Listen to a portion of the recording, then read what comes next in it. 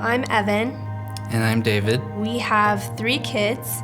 We have a daughter, Cameron, that's 13, a son, Nolan, that is 10, and a younger daughter, Parker, that's 8.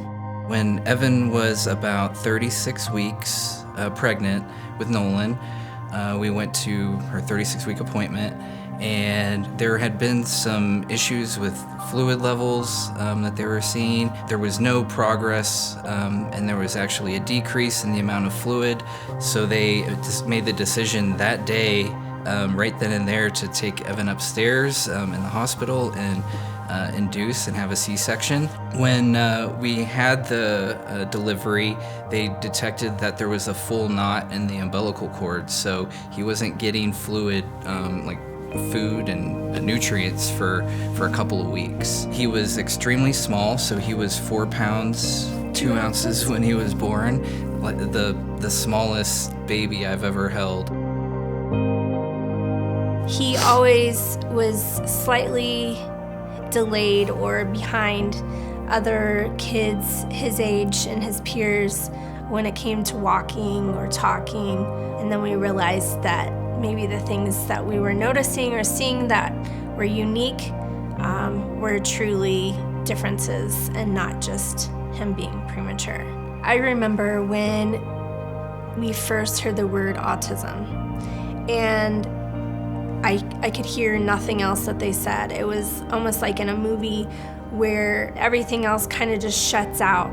I couldn't focus on anything except the word that they just said, autism.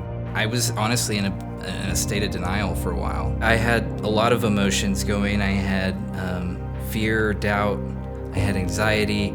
It was really hard that I felt like I had a son that I wasn't connecting with, and I was failing as a parent, as a father. I turned to using alcohol and drugs just to cope and to keep those emotions, those feelings in. And that in itself was another problem, because then I was keeping it from Evan, and it caused problems in our marriage. We were both just so defeated.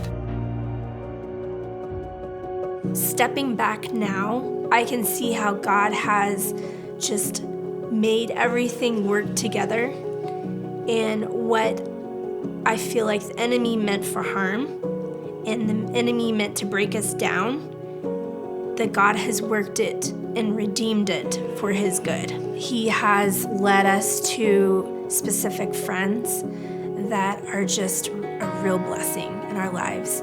Also, God has helped us with just providing David's job. It provides insurance that we need, that the therapy that we did for Nolan, that was in-home therapy for 4.5 years, that was covered.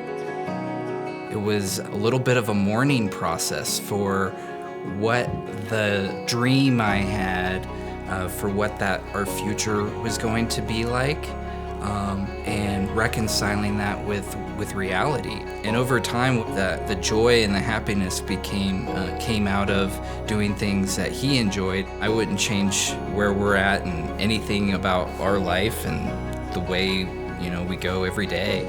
I love it. We don't feel there's anything wrong with Nolan. He is just different.